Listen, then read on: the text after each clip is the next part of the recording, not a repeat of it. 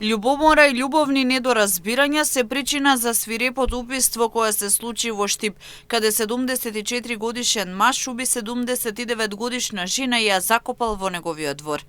Од обвинителството потврдуваа дека на случајот се уште се работи и се чекаат дополнителни анализи од предмети и траги од крв.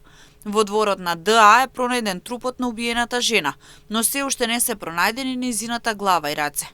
Од вештачењето на трагите од крв утврдено е дека станува збор за убиената БН, а на трупот има фрактури на рибра, но нема убоди од нож. Според исказот на осомничениот, откако ја убил 79 годишната БН, ги сечал деловите од телото за да ги сокрие трагите од монструозниот чин. Истражните органи се уште ги бараат остатоците од телото на свирепо убиената 79 годишна штипјанка.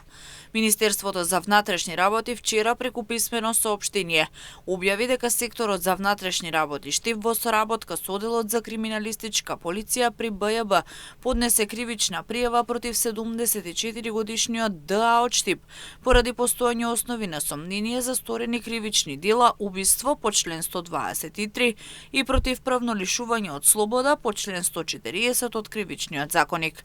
Тој се сомничи дека во домот во кој живее во Штип без нејзина волја ја држал БН 79 години од Штип, а потоа со остар предмет и нанел убодни рани од кои починала, пошто телото го закопал во дворот. На 24 октомври во СВР Штип ДО 84 години од Штип пријавила дека од домот се оддалечила незината сестра БН по преземени мерки, а поради сомнение дека противправно ја држал во својот дом.